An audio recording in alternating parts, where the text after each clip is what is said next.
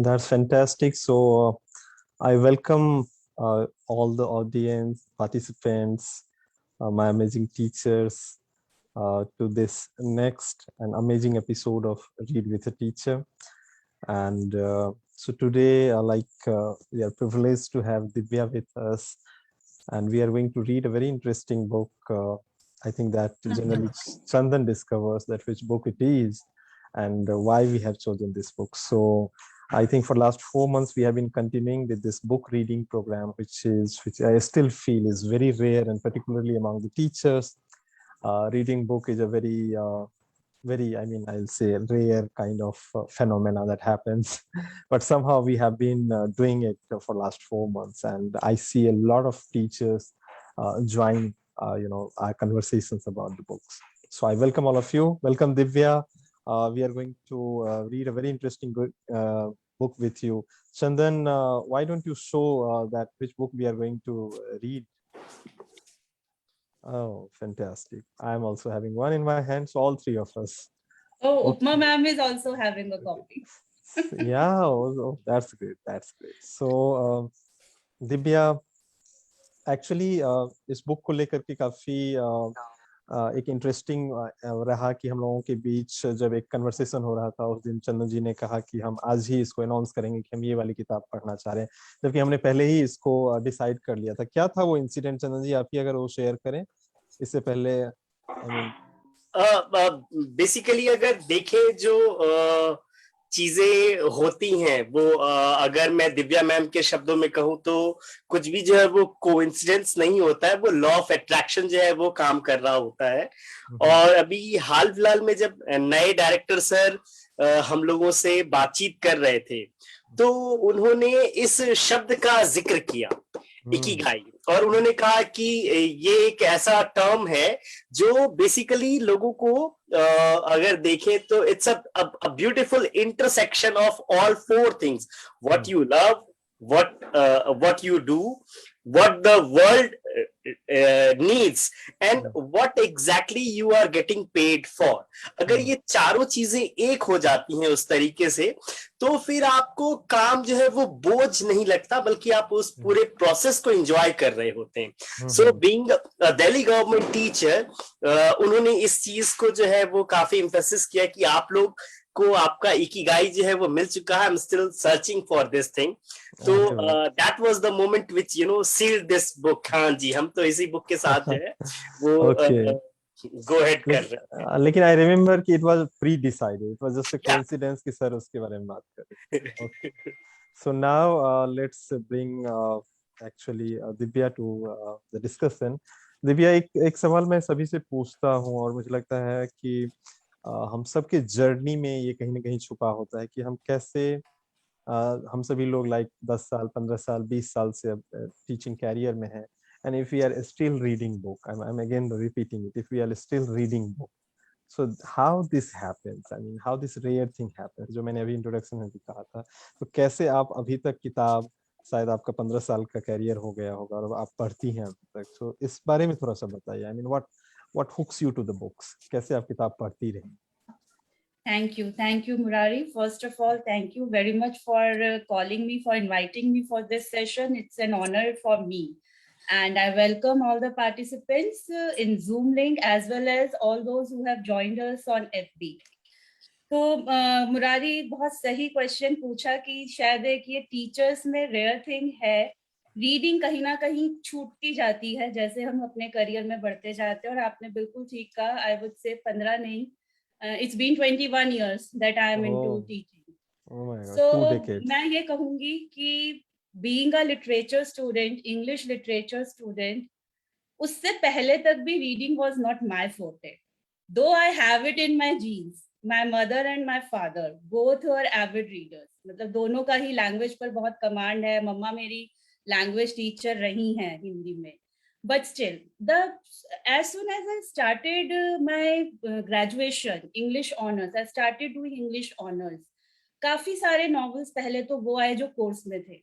And then somehow I developed an interest. मुझे लगा कि बुक एक सच में एक बुक जो है वो एक चलता फिरता टूल है नॉलेज का, एक्सपोजर का, परसेप्शन के लिए और ग्रोथ में अगर अपनी ग्रोथ चाहिए तो रीडिंग इज वेरी इंपॉर्टेंट। वहां से मेरा इंटरेस्ट शुरू हुआ, पढ़ना शुरू किया और धीरे धीरे इन दीज 21 ईयर्स 20 ईयर्स काफी लाइफ में अप एंड डाउन आए। तो एक तरह से कह सकते हैं अपने आप को एंगेज रखने के लिए मैंने कुछ और जॉनर पढ़ने शुरू किए। फॉर एग्जाम्पल जिसमें सबसे इम्पोर्टेंट रहे हैं सेल्फ ट्रांसफॉर्मेशन बुक्स नॉलेज। तो उससे और ज्यादा इंटरेस्ट बढ़ा क्योंकि जैसे जैसे समझ में आया कि सारी पावर तो मेरे ही अंदर है, मुझे अपने ही अंदर से ढूंढना है, तो जानने की और जिज्ञासा बढ़ती चली गई। और तब से ये जर्नी मैं कहूंगी ज्यादा रोलर कोस्टर राइड पर है और अभी तो जारी है। एंड आई सी की कितना चूंकि आपने काफी सारी किताबें पढ़ी होगी and it has been like so convincing. Otherwise हम इस प्रोग्राम में एजुकेशनल लिटरेचर की किताबें ही पढ़ते थे। यहाँ पे एजुकेशनल लिटरेचर से मतलब है जहाँ पे टीचर, स्कूल, करिकुलम, मतलब स्कूल की दुनिया और उसके आसपास की चीजों की बातचीत होती थी। तो it was your like kind of passion for the book of self help or some other word you used. I think that we chose this book and मुझे लगता है कि you know it better that how it is still related and deeply connected with the kind of profession we all are in. उससे कैसे जुड़ा हुआ है कि हम एजुकेशनल लिटरेचर की जगह पे इकिगाई को पढ़ रहे हैं। सबसे पहले I am very grateful to Chandan and you that you allowed me to go with this book. You are absolutely right, Murari. पता है इन सेशंस को जैसा आपने बोला कि हम सिर्फ एजुकेशन से रिलेटेड पढ़ते हैं, मैं बहुत ज्यादा रिलेट कर पा रही हूँ कि कुछ समय पहले तक जैसे हमारी एजुकेशन में भी था, हम बच्चे को हर पढ़ो पढ़ो पढ़ो पढ़ो, पढ़ोगे लिखोगे तो बनोगे नवाब, खेलोगे कूदोगे होगे खराब। लेकिन अभी हम जैसे जो हम दिल्ली एजुकेशन मॉडल की भी बात करते हैं उसमें बहुत ज्यादा फोकस आया है कि पढ़ाई जितनी जरूरी है लाइफ में आगे बढ़ने के लिए, अपने लिए एक बेहतर मुकाम हासिल करने के लिए, उतना ही जरूरी है कि जो स्किल्स हैं वो भी हम डेवलप करें, to live a longer life, to live a happy life, to enjoy what we are doing. If we talk about teachers, obviously we are also human beings, we also need to enjoy our profession, the things we do in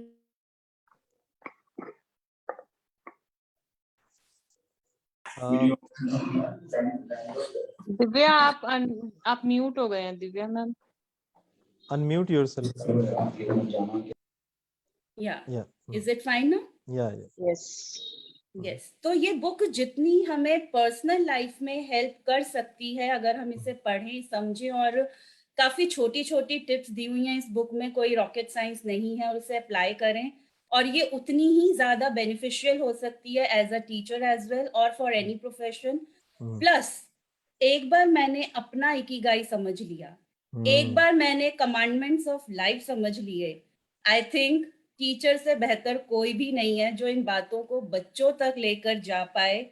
और जो हमारा एक mission है as a teacher, मैं कह सकती हूँ कि मेरा मिशन ऑफ लाइफ यही रहा है एज अ टीचर कि मैं अपने बच्चों को उस नॉलेज से एम्पावर कर पाऊं, उन स्किल्स से एम्पावर कर पाऊं कि वो अपनी एक जिंदगी अच्छे से बना पाए। तो पढ़ाई के साथ साथ ये बहुत इम्पोर्टेंट है और इसीलिए मुझे लगा कि हम इस बुक को यहाँ इस प्लेटफॉर्म पर ला सकते हैं और शेयर कर सकते हैं। तो आई थिंक जो हमारी बाकी बातचीत होती थी, इट वाज लाइक हाउ के ऊपर था, and this is about why, you know, मतलब लाइक वो टू फाइंड योर इकिगाई। तो मुझे लगता है जो आप कह रही हैं इट इज सो कन्विंसिंग कि हर 2 4 5 किताब के बाद एक हमें इस तरीके की किताब पढ़नी चाहिए, राइट?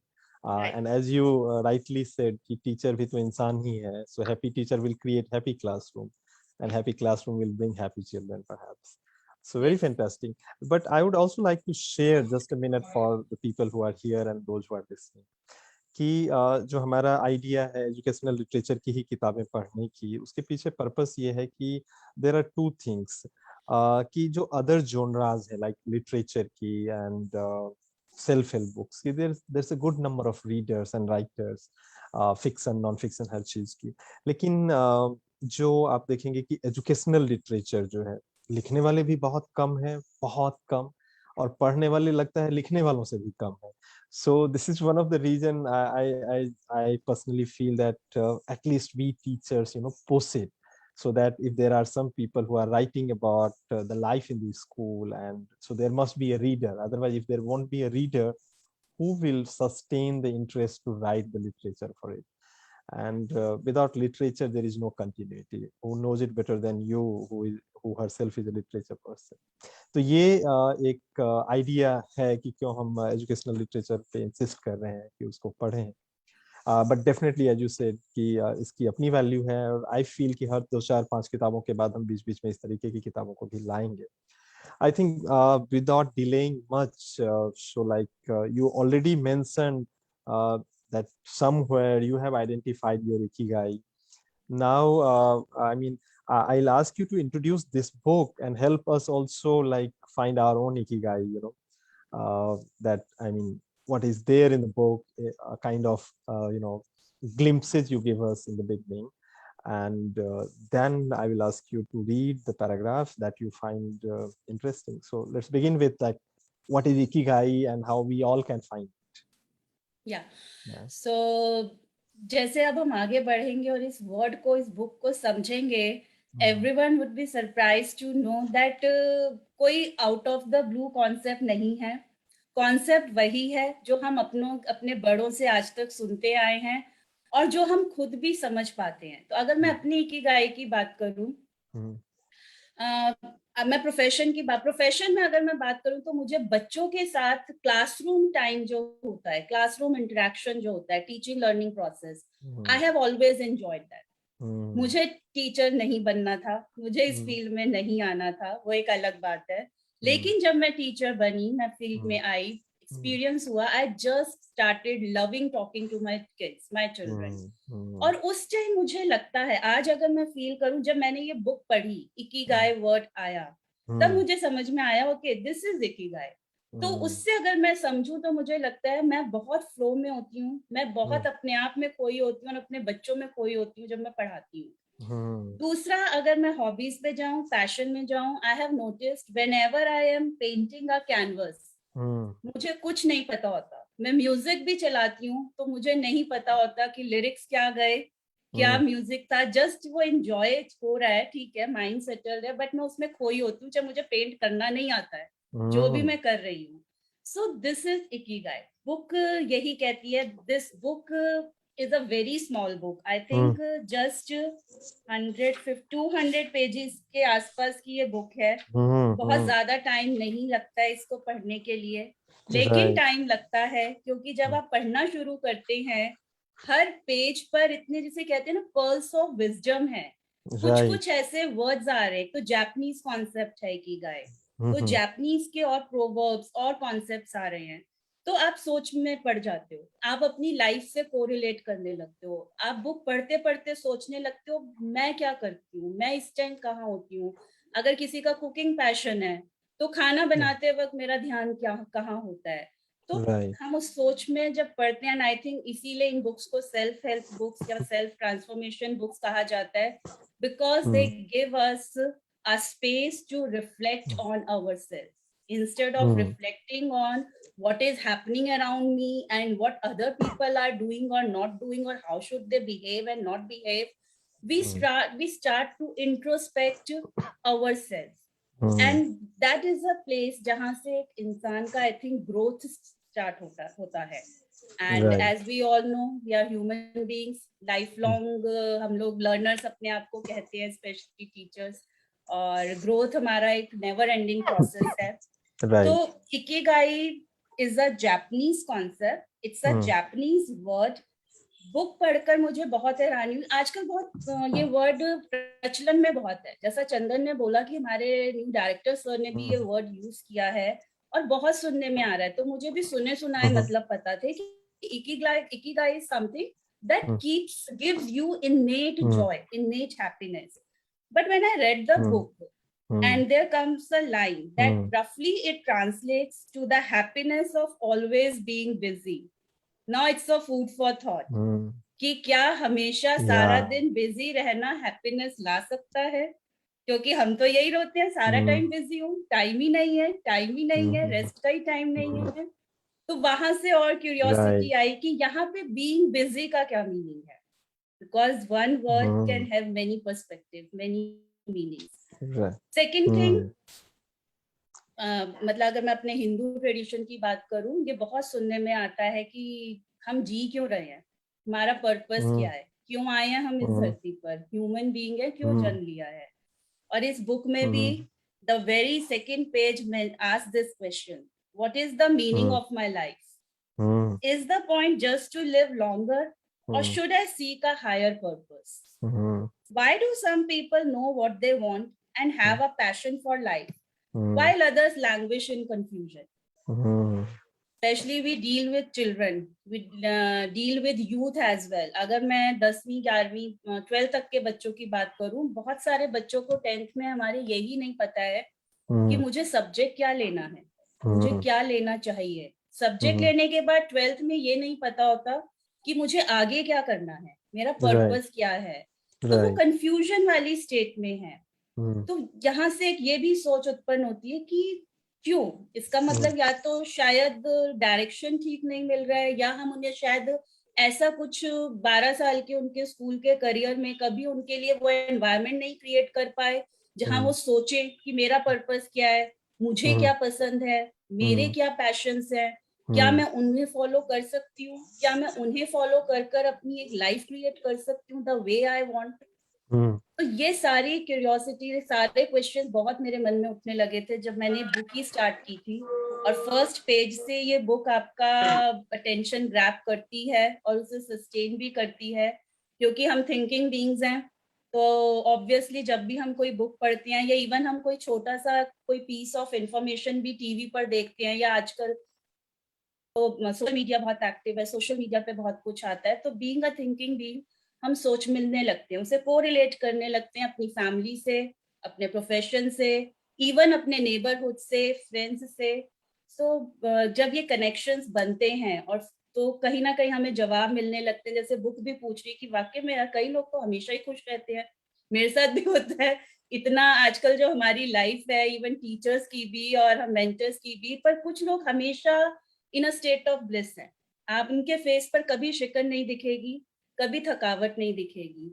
तो बुक पढ़ के समझ में आया, कईयों से तो हम पूछ पाते हैं, कई लोगों से हम नहीं पूछ पाते हैं कि maybe they are always in their state of flow. उनको शायद उनकी इकिगाई पता है और शायद वो Absolutely. इसलिए ऐसा कर Hmm. पाते. I would just like to add about this purpose of life, और बहुत यूनानिमिटी है. I mean, in general आप देखेंगे कि लोग इसके बारे में बात करते हैं. Recently I was reading another book and I found a very interesting example by Yuval Harari. It's like a hand grenade which one generation transfers to other generation, that you figure out now what the purpose of life is. And Right. I was really so yeah, I mean, what I'm just trying to say ki really not easy. I mean, it's a pursuit, everybody has to find their own. So yeah, just wanted to add this. Since millennia, it's $1 million question, Murari. Yeah. What is my purpose of life? Why we Yeah. are here? Yeah. So I would say ये book इसको बहुत simplify कर देती है कि ज्यादा complexity में नहीं जाना है. अपना इकिगाई ढूंढो, अपना वो स्पेस ढूंढो, समझो, अपने आप को ही समझो कि what is my true heart's desire and what makes me the way I am right now in the present moment. And शायद उसके बाद everything will start falling into place और शायद हमें हमारा purpose भी फिर समझ में आने लगेगा. तो मुरारी, आपने ये भी बोला था कि आप लोगों को भी थोड़ा सा डिस्कवर कराया जाए, तो करें क्या? 2 मिनट का टाइम लें? Why not? अगर आपके पास ऐसा कोई फॉर्मूला है, अगर हम अभी डिस्कवर कर लें तो इससे बेहतर क्या हो सकता है? Very simple. And please don't worry, I will not ask you to share in the group, क्योंकि सबका इकिगाई बहुत डिफरेंट भी हो सकता है. मैं बुक ही पढ़ते पढ़ते सोच रही थी कि किसी की पिटाई करना भी किसी का इकिगाई हो सकता है, उसको हैप्पीनेस मिल रही है ड्यू टू अदर रीजंस. तो just take a moment and reflect. ऐसी कौन सी चीज है जो आपको करना बहुत पसंद है? आप कभी भी कर सकते हैं, चाहे आप थके हुए हैं, टायर्ड हैं, टाइम नहीं है, but you can do. Just reflect.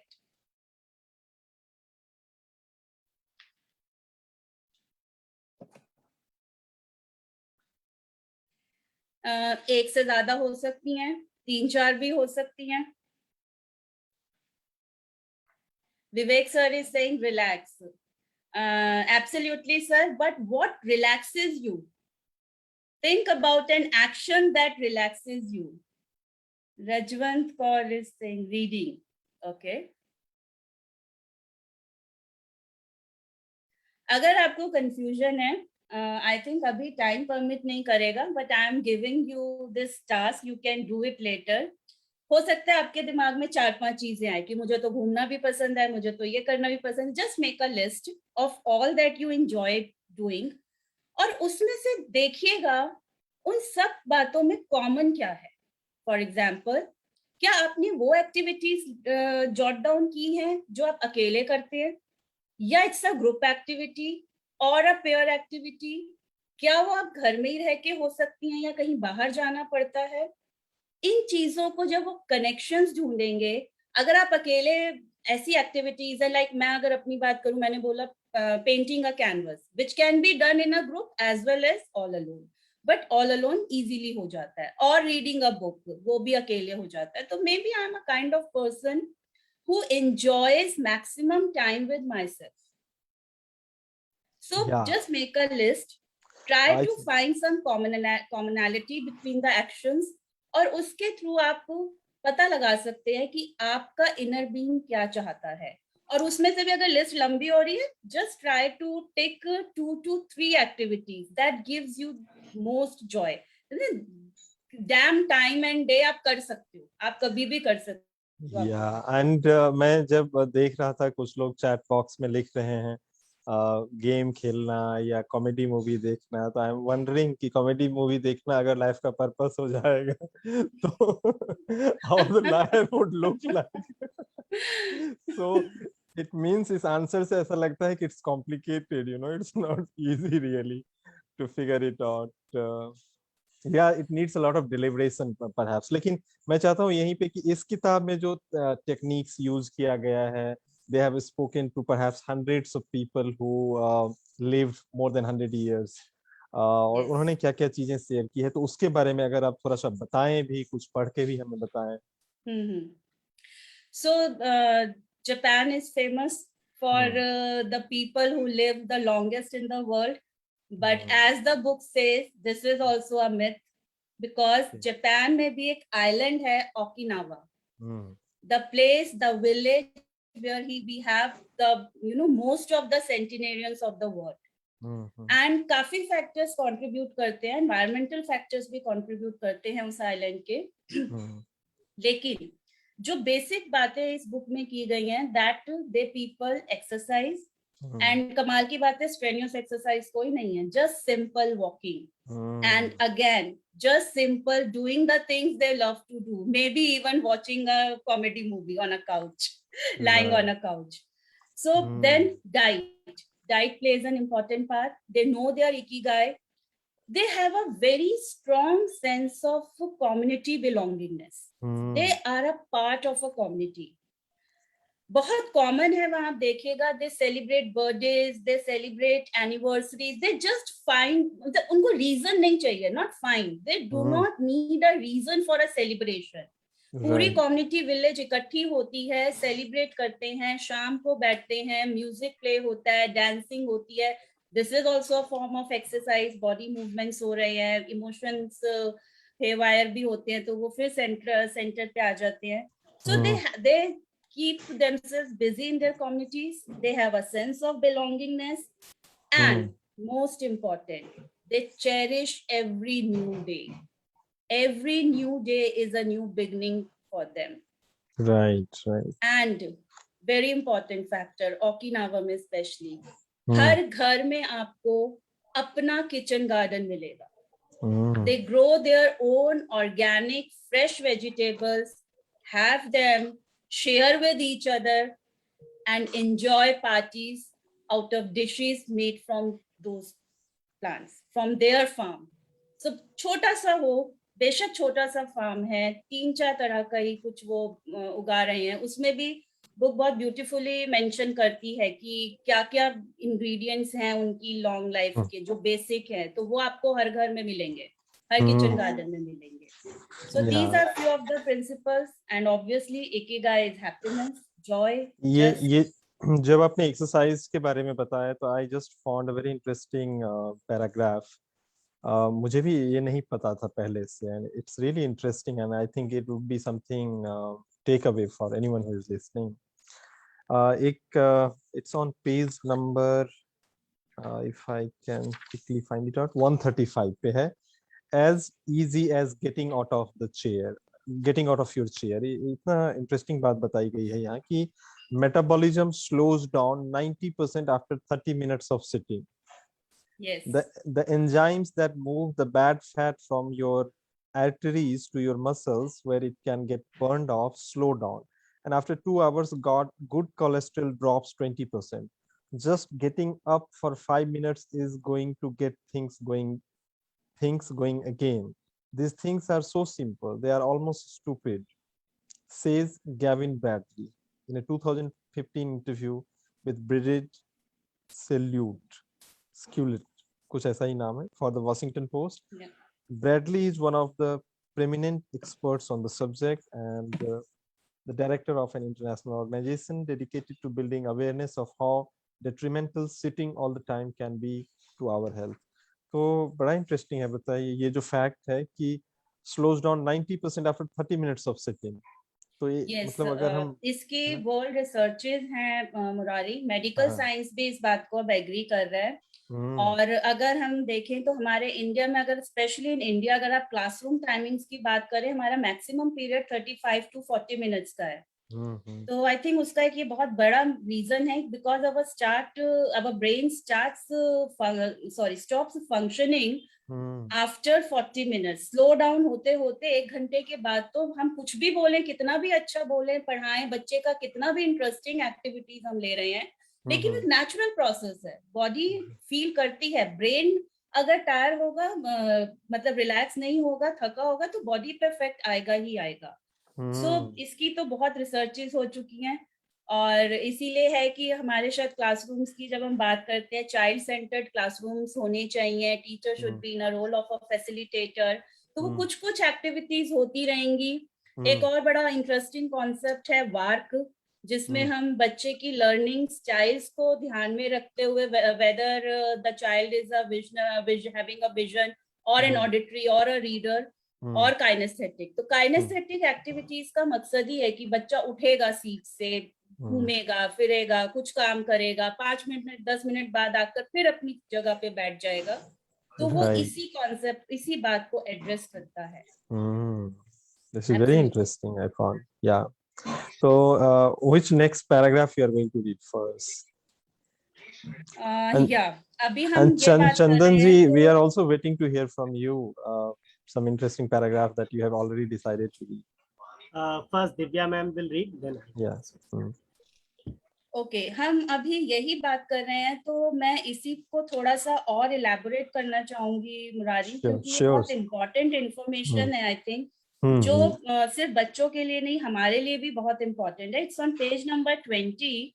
The book talks a lot about the active mind and the youthful body, the connection between the active mind and the youthful body.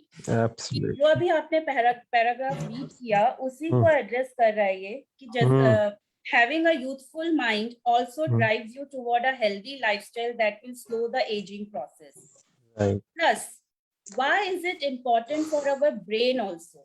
As it states on page number 21, brain needs a lot of stimulation in order to stay in shape. होता क्या है, when there is a tension between what is good for someone and what they want to do, this is because people, especially the older people, like to do things as they have always done them. The problem is that when the brain develops ingrained habits, it doesn't need to think anymore. Things get done quickly and efficiently on automatic pilot, often in a very advantageous way. This creates a tendency to stick to routines, and the only way of breaking these is to confront the brain with new information. For example, हम car driving सीखते हैं, शुरू के 15-20 दिन 1 महीना हम कितना focus रहते हैं, और अब जब मैं सीजन ड्राइवर हूँ, मैं बातें भी कर रही हूँ, मैं म्यूजिक भी सुन रही हूँ, एंड आजकल तो लोग व्हाट्सएप भी कर रहे हैं, मैसेजेस भी कर रहे हैं, and still we are able to drive. दो इसको मैं प्रमोट नहीं कर रही हूँ, ये एक अनहेल्दी हैबिट है, but True. What I am trying to say is कि हमारी बॉडी कंडीशनड हो गई है, हमारा माइंड कंडीशनड हो गया है, and what it states further कि हमारे न्यूरॉन्स का एक न्यूरल पाथवे बन जाता है इस हमारी हैबिट्स का, और जब तक हम उस न्यूरल पाथवे को ब्रेक नहीं करेंगे, हमारा ब्रेन जो है वो वहां पर स्टैग्नेंट पोजीशन में आता जाएगा। अगर पार्किंसंस डिजीज, एल्जाइमर्स डिजीज की हम बात करें, जो कि आजकल बहुत कॉमन है, एक तो पॉइंट आपने पहले ही मेंशन कर दिया, आजकल हम भी और हमारे बच्चे भी, फिजिकल एक्टिविटी बहुत कम हो गई है। हम मोबाइल्स में और टीवी पे हम वीडियो गेम्स खेल लेते हैं, बाहर नहीं जाते हैं, again we are sitting for longer hours.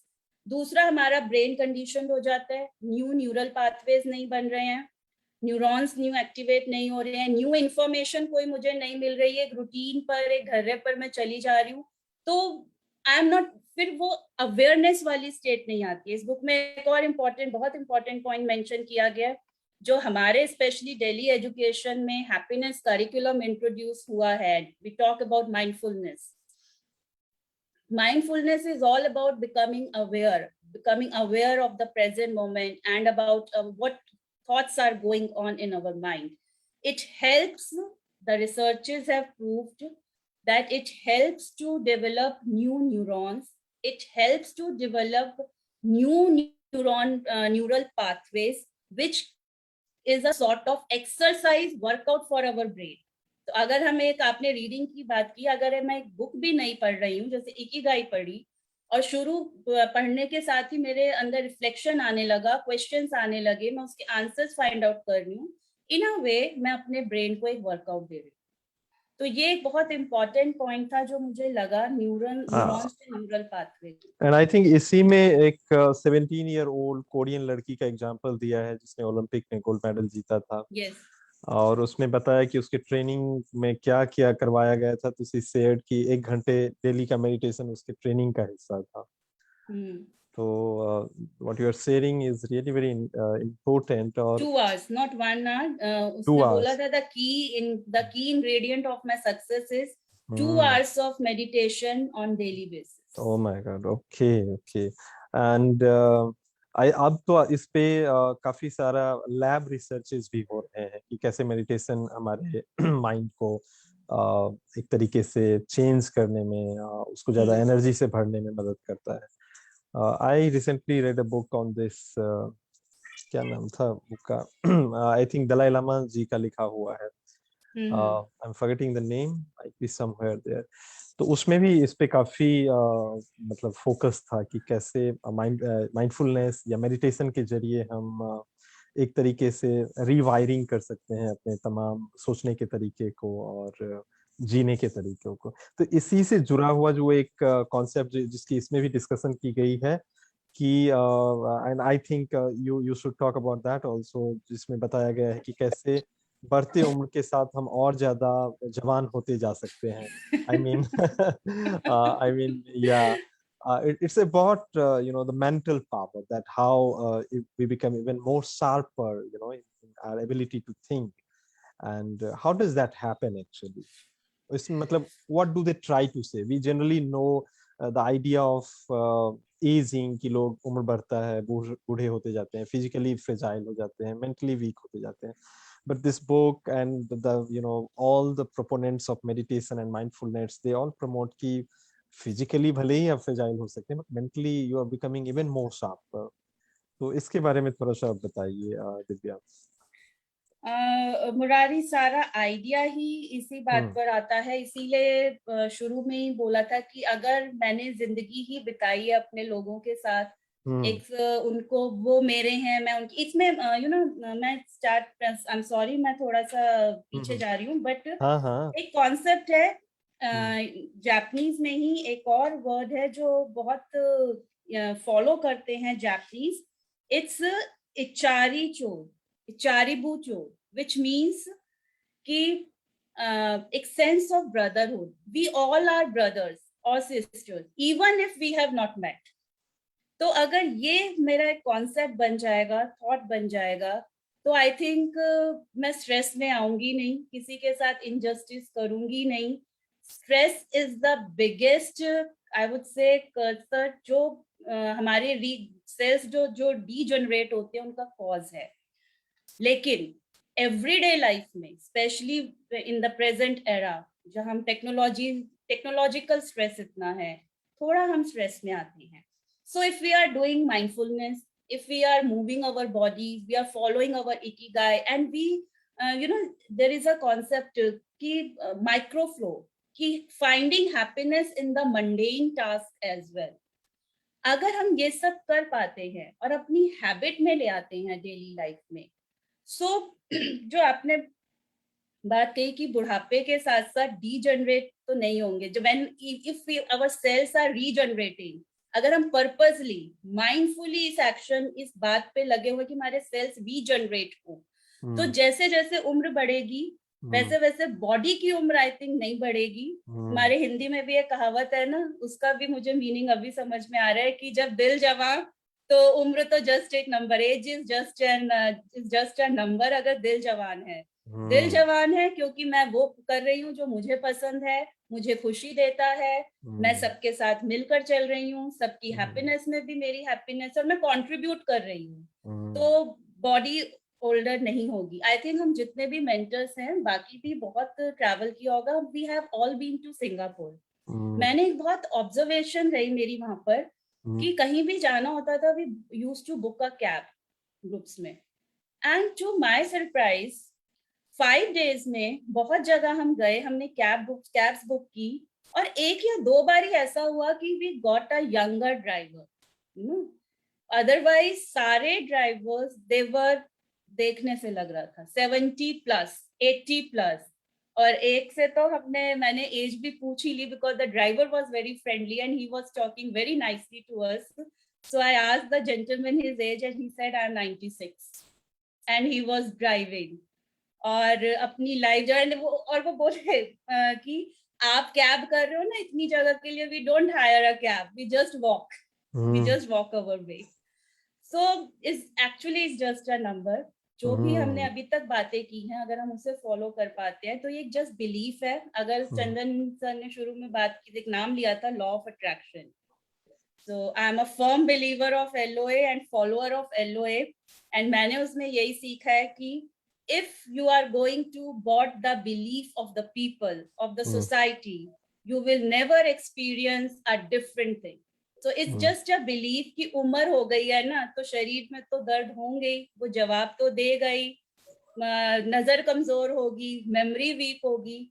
Create a new thought, create new neurons, create new neural pathways, and you will experience the younghood. Your age will progress, but you will experience more younghood. Yeah, the exact word I found, that is the older the stronger. Yes. This is what it's written. And sir यहाँ पर मैं कहूँगा कि मैंने देखा है कि शायद डॉक्टर रूपिका ने भी कुछ जो है मार्क करके रखा हुआ है in her book, and she would love to read something as well. और उपमा मैम के पास भी किताब Not now, maybe later. Acha, well, that will be really a good surprise Yes. for us. I saw that she has been continuously going through her copy, so which I noticed. So I thought that I was basically validating. I'm a good student, so I was just validating what was being taught here. So this is the power of having a physical copy in our hands. Yeah, Actually, absolutely. Divya ma'am, when you said page number 20, I had opened it already. मैं बहुत देर से खोल रखा था वो page, and I was reading that rabbit वाला example that you know when you said about this autopilot and you were talking about it. I was I mean just rereading that aging's escape velocity वाला example. And then What? I was like, oh, bang on. She has spoken about it. Why don't you Law of just attraction. tell this, that what was that rabbit wala example? So what they are talking about it is that कि aging का जो concept है, it has an escape velocity. तो अगर आप imagine करते हैं कि एक rabbit है जिसके पास एक placard है और वहां पर आपका age लिखा हुआ है, your age of death. So it will happen कि you will reach that age, और जब आप उस एज को रीच कर जाएंगे you will die. So now just imagine कि जब आप एक साल कवर कर लेते हैं और वो रैबिट आधा साल कवर करता है, after some time you will definitely reach the rabbit and you will die. But imagine कि एक साल आप कवर कर रहे हैं, एक साल वो रैबिट कवर कर रहा है. You are never going to reach the rabbit, you will become immortal. And so if technology is working like that, so somehow somewhere at one point we will become immortal. तो it was so intriguing for me कि मुझे ये याद आया कि science में एक research चल रहा है ओवर हमारे न्यूक्लियस में क्रोमोसोम्स होते हैं. Every cell has chromosomes. Chromosomes के एकदम टॉप पर टीलोमेयर्स नाम के स्ट्रक्चर्स होते हैं, और टीलोमेयर्स में एजीन का कॉन्सेप्ट, मतलब एजिंग का जीन होता है. So what scientist are trying to do is कि टीलोमेयर्स को किस तरीके से डिटैच कर दिया जाए और उससे एजिंग जो है वो स्लो हो रहा है. So somehow I was correlating it with science कि yes, it might be possible. Very intriguing it was. I would like to add here, Upma ma'am, आपने telomeres का नाम लिया और page number 23. See, it's there. मैं ये ला नहीं रही थी, मुझे लगा ज्यादा साइंस ना हो जाए, बट टीलोमियर्स पर I would say doctor Joe Dispenza and mister doctor Gregg Braden बहुत काम किया है इन लोगों ने. रिसर्चेज हैं, आप बात कर रही हैं कि साइंस अभी रिसर्च कर रहे हैं कि डिटैच करें, और ये लोग रिसर्च कर रहे हैं ऑल्टर, तभी क्वांटम हीलिंग, क्वांटम फिजिक्स को शायद का नाम इसे दिया गया है, कि कैसे टेलोमियर्स को हम स्ट्रेंथन कर सकते हैं. जो हम रीजनरेटिंग की अभी हमने बात करी, neurons and neural pathways, at page number 23, the book says that they found that stress promotes cellular aging by weakening cell structures known as telomeres, which affect cellular regeneration and how our cells age. As the study revealed, the greater the stress, the greater the degenerative effect on cells. Hence the meditation, mindfulness, keeping yourself busy in learning new things, doing some new activity. Maybe you are learning swimming, how to play something, how to draw, how to think, how to write. तो ये सारी चीजें हमारे sales को जब regenerate करती हैं, हमारे टीलोमियर्स को स्ट्रेंथन करती हैं. तो हमें कुछ भी डिटैच करने की जरूरत नहीं है. It's a body. We are blessed to have a most amazing living structure on this planet, given by the universe, by the God. आप जिसको भी मानते हैं उसका नाम यहाँ ले सकते हैं. एंड बहुत अमेजिंगली हमारी बॉडी और हमारा माइंड दोनों कोऑर्डिनेशन में काम करते हैं, और कैपेसिटी है रीजनरेट होने की. It's not science, but the quantum physics says that a human being can develop a new organ, even a new organ, in just a span of 3 months. It's all about belief. Very interesting conversation Divya और उपमा जी ने यहाँ पे लाया. And I would just like to add, जो मैं session से पहले मैं दिव्या से बात कर रहा था इस बारे में, so I quote him most often. वो एक बहुत इंटरेस्टिंग सवाल उठाते हैं युवाल हरारी अपनी किताब होमो डेयस में, कि एट ए टाइम जब इस तरीके के रिसर्चेस सक्सेसफुल होंगे एंड इट इज एक्सपेक्टेड कि by the dawn of this century maybe we will have some breakthrough कि लोग इमोर्टल हो जाएंगे, then what will happen to the religion? We are not giving the answer and we are not finding. I'm just raising this question. कि almost every religion is talking about how beautiful the life is going to be after the death, so how would they sell it then? How difficult it would be. Every religion perhaps ki after life, before life, so if the life will be immortal then, and several other questions, because the immortality will come at certain medical cost which everybody cannot afford. So then there will be two groups in the society, one who can afford immortality and the other who cannot. So then there can be different kind of social structure. People may raise question that why there is immortality for some and not for all. So, and how democracy will address such questions. So yeah, there's a lot of interesting questions there. हम यहाँ पे फिर से लाते हैं Murari, sorry to interrupt you, but काफी revolutionary question आपने डाल दिया है सबके लिए, क्योंकि अगर बुक की ही मैं बात करूं तो पेज नंबर 166 पर बुक बात करती है रेजिलियंस की. very very important skill that we all human beings need to develop so that we can have a happy and long life. और उसी में कोट करती है बुक सेनेका को, all things human are short-lived and perishable. तो काफी contradictory question आपने डाला है. आई हाँ. थिंक इस पर मैं भी एक नए एंगल से अब सोचूंगी and then will discuss. Absolutely. और ये जब हम इस वाले सेक्शन में कर ही रहे हैं तो I found a very interesting thing at page number 111 जहाँ पे ये एक डिक्लेरेशन है उस गांव में जहाँ पे लोग बहुत लंबे टाइम तक जीते हैं. तो यहाँ लिखा है कि a declaration from the town where people lived longest. At 80 I am still a child. When I come to see you at 90, send me away to wait until I am 100. The older the stronger. So This let us book is full of such examples. yeah. Okinawa island is a place जहाँ आपको 100 से ऊपर बहुत लोग हैं, बहुत लोग हैं ना, the most in the world. हाँ. यस. एक सवाल मैं जानना चाहता था आई मीन आप सभी लोगों से, दिव्या खास करके आपसे, कि like particularly in a country like India there is no doubt हम जितना इस तरीके की चीजों के बारे में बात करें वो अच्छा है. But what about the resource allocation and the longevity? You know, बहुत सारे लोगों की बहुत लंबी लाइफ होगी. You know, the resource-starved nations like India, Japan is highly, you know, resource-rich country, and any other countries. तो इस तरीके से भी कैसे देखा जा सकता है इसको कि मान लीजिए हमारा एक larger population लंबी लाइफ जीने लगे, क्योंकि जीना चाहिए. How we'll like you know we'll manage it as a nation, particularly when we have very limited resource. इसका जवाब थोड़ा सा ट्रिकी हो सकता है क्योंकि हमारे पर्सपेक्टिव्स अलग हो सकते हैं. बट मैं बुक में से ही एक कोट कर रही हूँ. एक और कॉन्सेप्ट है, अमेजिंग कॉन्सेप्ट है जापान में. अगर आप कभी जापान गए हैं या किसी जापानीज रेस्टोरेंट में भी जाएंगे and if you order a food, अगर वो ऑथेंटिक जापानीज रेस्टोरेंट है, they will serve you in 5 small dishes. And there is a concept hari chabu, hari bachu something, which says fill your tummy till 80%. और मुझे चंदन अभी शायद जीवन विद्या शिविर भी करके आए हैं, वहां पर भी ये बात होती है समता और समानता की. और ये कहा जाता है कि यूनिवर्स में एक तो सबके लिए ना अबंडेंस है, कमी कहीं नहीं है. कमी हम लिमिटेड बीइंग्स है तो हमारा पर्सपेक्टिव लिमिटेड हो जाता है.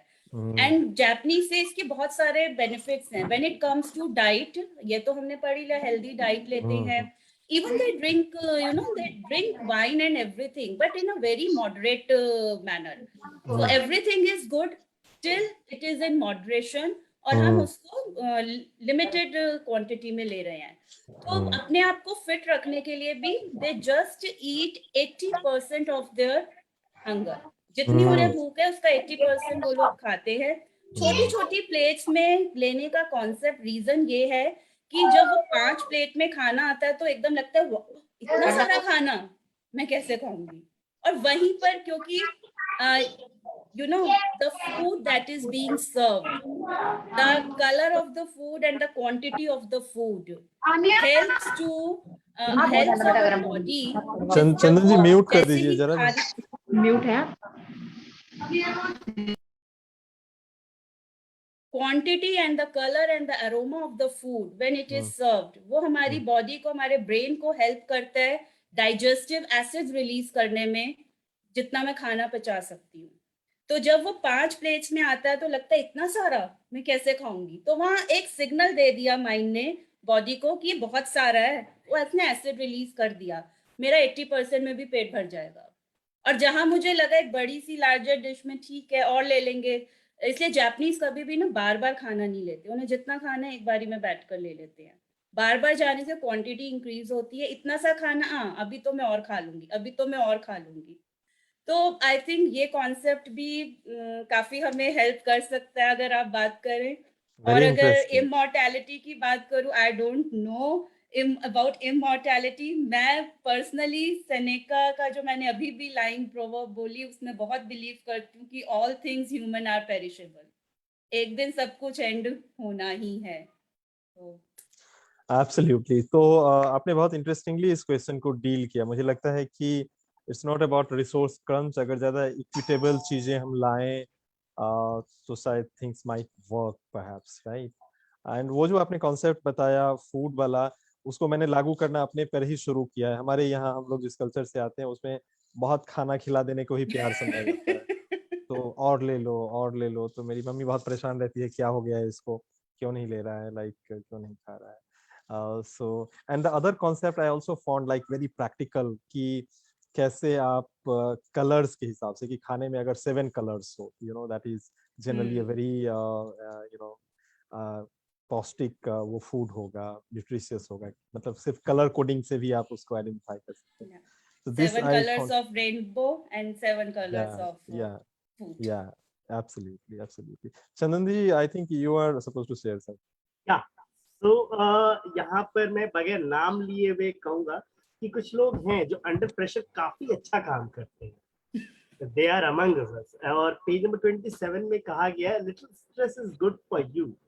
तो पता नहीं उनकी कुछ ब्रेन वायरिंग कुछ इस तरह की है कि जब वो अंडर प्रेशर आते हैं या जब उनको लगता है कि okay there is a stress of you know काम जिनको कि उसको डिलीवर करना है उस तरीके से, somehow they got super active zone और उनकी जो काम डिलीवर करने की कैपेसिटी है वो उस वक्त शायद उनके ब्रेन को ये सिग्नल लगातार भेज रही होती है कि अभी थकना नहीं है, because I have to deliver certain portions.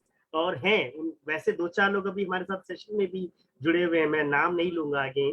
So I think Divya would like to comment on that part as well, कि ऐसा क्यों होता है कि क्योंकि अगर मैं अगेन यहाँ इस बुक की ही प्रीफेस में जाऊं, सो इसमें कहा गया है कि you know only staying active will make you want to live 100 years, a Japanese proverb.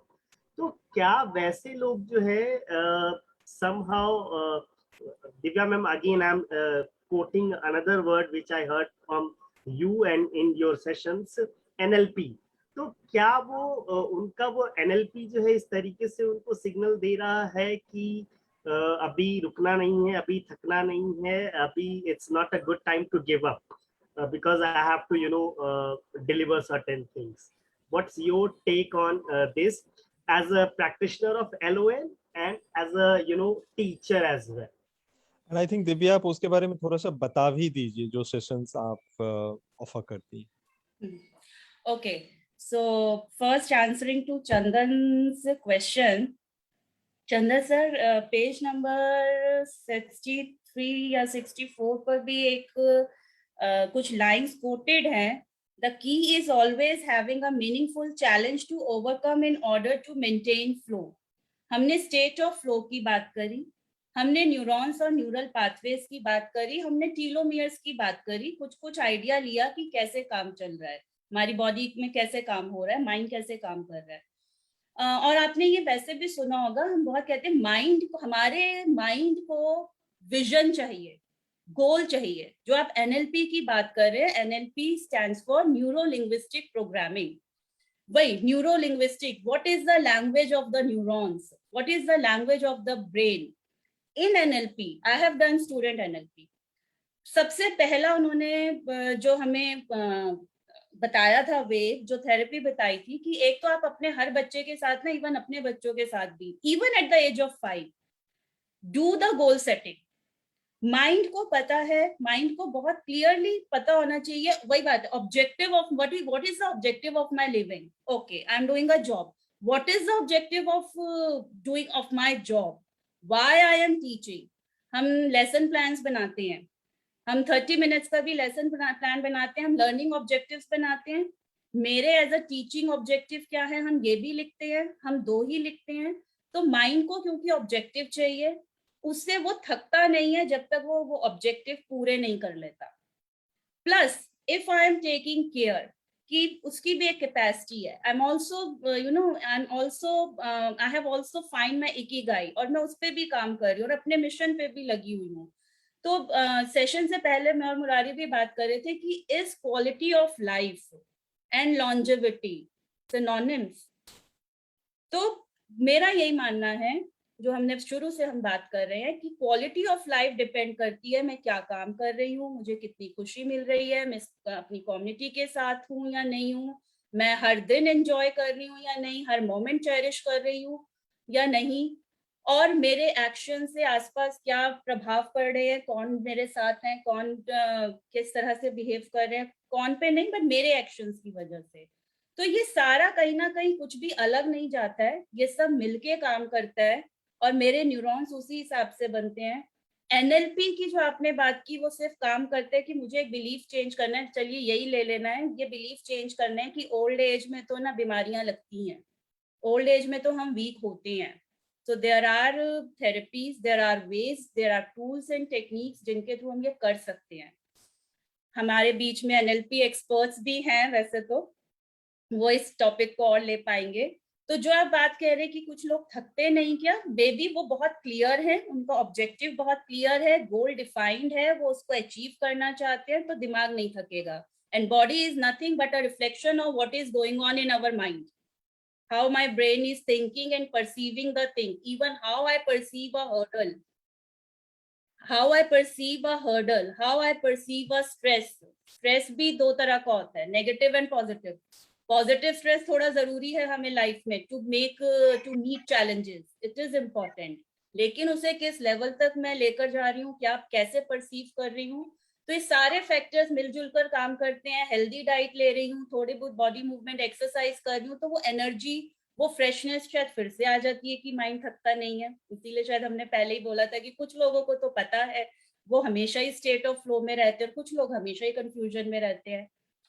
तो Murari, coming to you and answering to your thing, मैं सिर्फ इतना ही कहना चाहूंगी अभी इस प्लेटफॉर्म पर कि आई am a globally certified law of attraction teacher and a sound healer plus mindfulness coach and happiness coach. So apart from teaching in a classroom situation, I do organize and take my own workshops. And जैसा मैंने बोला, मेरा खुद का belief जब आया, actually जब मैंने ये देखा कि मेरी लाइफ में जो जो हुआ उसके रीजंस क्या थे, I found out that I had no one to blame on. The only person who was responsible for everything, whether good or bad, was me. My own thinking, my own perspective. तो वहीं से मेरा ये change शुरू हुआ है। I started to change lots of my belief and things started to change. वो कहते हैं नहीं नहीं, समाज में बदलाव कैसे आएगा, लोग नहीं बदलेंगे, इनजस्टिस है, जस्टिस है। मैं कहती हूँ समाज में बदलाव आएगा अगर मैं ही बदल जाती हूँ, क्योंकि जब मैं बदल जाती हूँ तो मेरे आसपास आई डोंट नो क्या होता है, लोग कैसे बदल जाते हैं, लेकिन आई हैव एक्सपीरियंस। तो मुझे लगता है पढ़ाई के साथ साथ, एजुकेशन के साथ साथ, ये नॉलेज, ये एम्पावरमेंट इज इक्वली इम्पोर्टेंट, ताकि हम एक समाज, जो हम बात करते हैं एक शिक्षित, एक सभ्य समाज की, वो हम खड़ा कर पाए। Very nice, Divya. I was just wondering, मुझे भी ये नहीं पता था, but I just think कि who doesn't want a law of attraction trainer? Everybody wants basically, right? मुझे भी ये नहीं पता था, तो I mean because everybody wants this is one universal law, like a Yeah. gravitational law, yeah, which is working in our lives on default mode. right, Those who right. are aware of it, they Yeah. have taken the charge of their lives. Mhm. And those who are not aware of it, वो अभी auto pilot mode पर चल रही है life. So I think even I personally will be very much interested to learn it, that how can I attract something which I want in my life. And Sure. yeah, and obviously nobody will disagree from it because everybody wants to attract something to their life.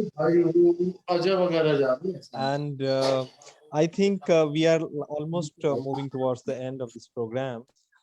Some 10 points you wanted to read about this, which is like a sum total of experiencing Ikigai. Mhm. So that I want you to read. Then I would like some comment from Chandan. If Rupika ji would like to read something, most welcome.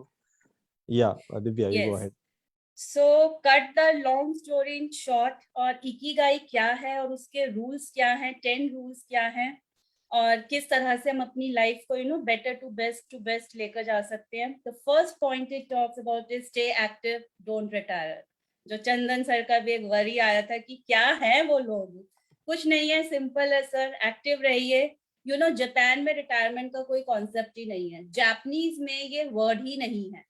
Like an English dictionary, उसमें retirement word है, लेकिन Japanese dictionary में, language में आपको ये word ही नहीं मिलेगा। Second is take it slow. हम बहुत हरिड जिंदगी जी रहे हैं आजकल, हर समय भागम भाग, ये करना है वो करना है, आराम से लीजिए। मल्टीटास्किंग को ये बुक फेवर नहीं करती है। Do one thing at a time. Mindfulness also talks about doing one thing at a time. Even पूरा रिसर्च इस बुक में है मल्टीटास्कर्स का, कि जो बच्चे पढ़ाई भी कर रहे हैं, म्यूजिक भी सुन रहे हैं और व्हाट्सएप भी चला रहे हैं, उनका रिटेंशन पावर, मेमोरी, और कंपैरेटिवली उन बच्चों का जो सिर्फ एक टाइम पे पढ़ाई, कह लीजिए पढ़ाई पर ही फोकस्ड है। तो पूरा रिसर्च बात करती है। So it says, walk slowly and you'll go far. When we leave urgency behind, life and time take on new meaning. Take it slow. Third point is, don't fill your stomach. इस बात पे काफी बात हो चुकी है, मंत्रा बना लीजिए, 80% of your hunger.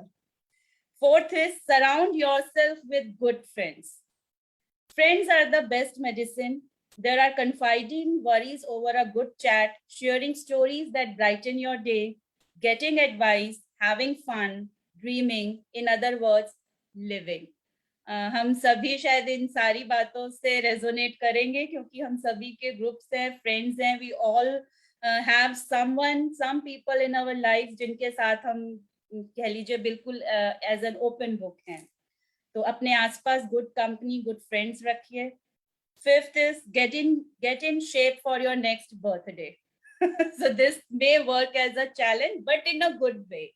कि अब नेक्स्ट बर्थडे, ठीक है अभी हूँ, ओके नेक्स्ट बर्थडे तक मुझे ये अचीव करना है अपनी बॉडी के लिए, अपनी हेल्थ के लिए। Set your targets.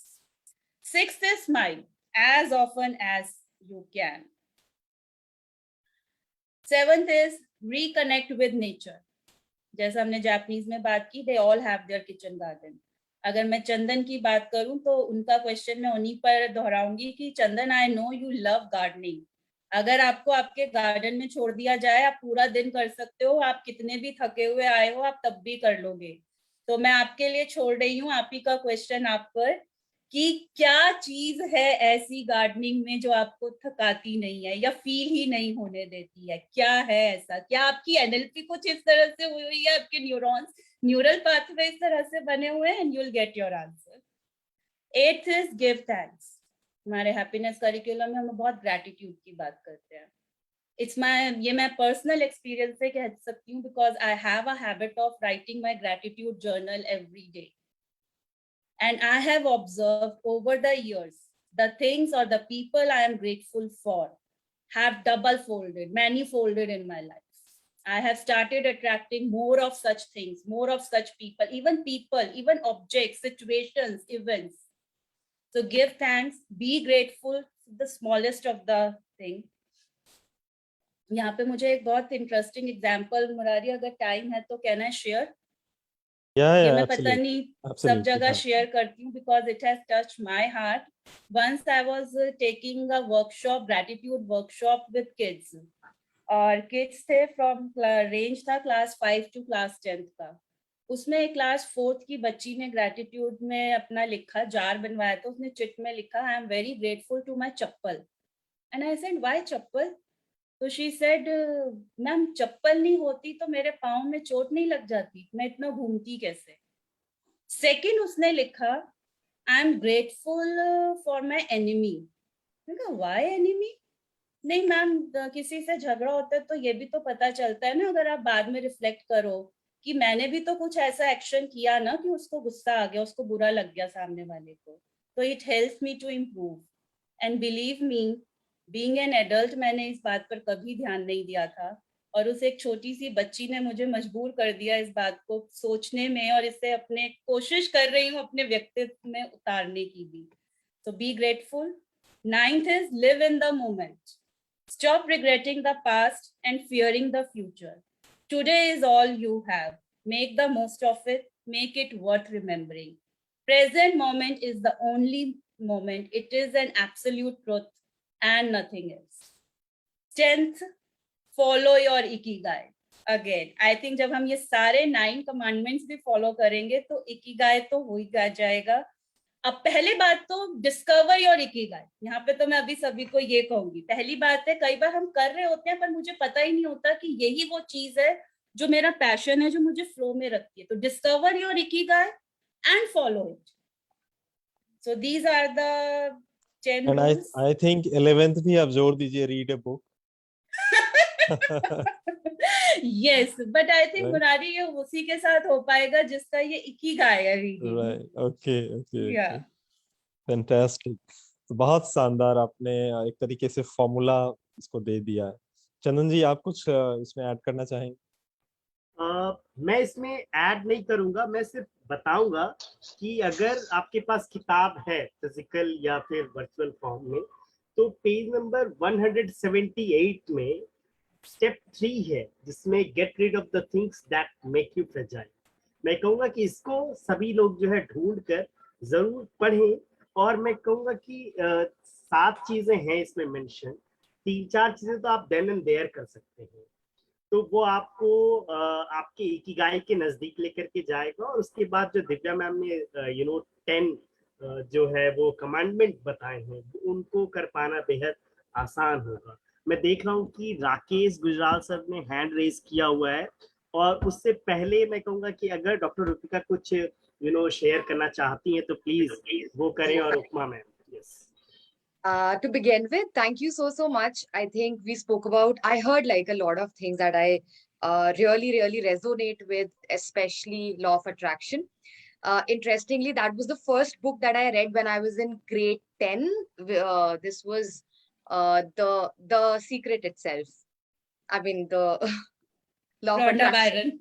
Yeah, the law of attraction book that we all start with, perhaps. Yeah. Just a few things. I mean, just wanted to say. One, I read this book, this thing very long back, and I sort of joined this to do a refresher course for myself. I think one thing that I want to say here is the fact that the goal setting that we were that we were talking about. I think how important it is. I was just thinking of the same, that how important it is to revisit the goal setting as well again and again. One. And to achieve that ikigai, how important it is to have the self-awareness. Because I think even before like you find your ikigai, like how important it is, one, to arrive at self-awareness. Because I feel like without that, what you love is something that you won't be able to arrive at, because then you will come down to 10 things. And even if like you come down to 2, I mean, it will become very difficult to sort of ye jo hai, reach the amalgamation where you can find like all of it. And इस goal setting को लेके अभी हाल फिलहाल में मेरा बहुत ही मतलब challenge रहता है इसको लेके. So I used to teach back in 15, and I did goal setting with my 7th graders. Aaj those 7th graders are in their grade 10 or 11. And when they tell me that दीदी उस वक्त तो आपने ये करवाया था, अभी I don't think I can become a doctor or I can get through a great college because we don't have enough money to pay. So why I brought that in because Murari sir, you raised that question of resources and longevity. So it just sort of kept me thinking. And to longevity as well, I would say, I think my limited understanding of ikigai has been to find your why that makes you happy, that gives you a reason to get up every day in the morning. And to me, I feel longevity is the outcome then. I mean, when you live a life of purpose, and importantly, that you are in bliss, you are happy. And the only reason, I mean, the only place I feel that you will stay in bliss is, when you are in harmony with anything and everything that you do, think, talk, live, whatever. So yeah, so बस यही था, बहुत ज़्यादा नहीं था. But हाँ, this has been a really helpful session for me. One, एक तो मैं दोबारा से इसको I'm just going to reread this maybe over the weekend itself. And second, reading से ज़्यादा इसको मतलब पढ़ना तो है ही. I think I was constantly thinking about practicing this as well. Because अभी मैं यही सोच रही थी कि law of attraction पढ़ लिया, इकिगाई पढ़ लिया. There are actually a lot of self help books, और self help books को अभी I've started saying self wellness, क्योंकि self help थोड़ा सा ऐसे लगता है कि okay, if you need help or something, तो मतलब मैं यही सोच रही थी कि पढ़ तो बहुत कुछ लिया है, प्रैक्टिस करना है. And just would like to extend my warm and heartfelt gratitude for having me here, क्योंकि मैं दो अपने बहुत ही core goals लेकर जा रही हूँ for 2022. That is to practice. मैं goals नहीं reveal कर रही हूँ अभी, because I read it कहीं पर recently कि अब जब आप कोई चीज को commit करते हैं, then you sort of just share it out ऐसे ही बहुत easily, you know, when मतलब even before you're not committed and the action steps are not sorted, तो वो energy release हो जाती है. And now that you were talking about a lot about energy and law of attraction, I was like कि नहीं, पहले मैं कुछ कर लूं उसमें, उसके बाद I'll share. So maybe मैं यहाँ पे कुछ कहना चाहूंगी doctor Rupika. So sorry to interrupt, पर मैं रोक नहीं पाई अपने आप को. Being a law of attraction teacher and coach as well, I don't know जिसने भी बताया है उनकी अपने एक्सपीरियंसेस होंगे, but in our LOA when people come to workshops, और जब हम उनसे उनकी पूछते हैं व्हाई यू आर हियर, और and after the workshop repeat your statement, goal statement, it is believed energy do not get releases but it gets transmitted to the universe कि अपने goals, अपनी desires हमें ऊंची आवाज में, हालांकि यूनिवर्स साइलेंट लैंग्वेज भी सुनता है, सब कुछ है, it's a universe of energy, vibrations, आप वाइब्रेट करते हो. बट द पॉइंट इज, जब आप ऊंचा बोलते हो, आप वाइब्स दे रहे हो, साउंड एनर्जी भी जा रहा है, तो वो यूनिवर्स तक पहुंचता है, और यूनिवर्स बोलता है तथास्तु, so be it. I am a fan of Shahrukh Khan dialogue, जिस भी चीज को आप शिद्दत से चाहे, पूरा यूनिवर्स उसको कंस्पायर करता है आपसे मिलाने में. और आपके जो 2 क्वेश्चंस अभी भी रह गए हैं Rupika ma'am, we'll talk some other time, or you can come to the LOA workshop, वो वहाँ एड्रेस होंगे, not to worry. Absolutely, thank you. Also, just last, I'm so sorry. Would also like to have, if people who are here or who are on Facebook who found their ikigai already, if they could sort of share कि उनका ikigai क्या है, मतलब, you know, to having to read all those successful क्या बोलते हैं, examples of people who found ikigai, it really helps. तो yeah, just thank you. Thank you very much for bringing such interesting insights, Dr. Rupika, Divya, Chandanji, and Upma. We are almost at the end of this program, and I would just like to also underline that we read a very interesting book, Ikigai. It really has a lot of good tips to help us improve and what Divya called transform our life. At the same time, I would also like to, highlight or underline that there are millions of people across the globe living in the refugee camps, living in the war zones, in the conflict areas, struggling with, diseases and so many things.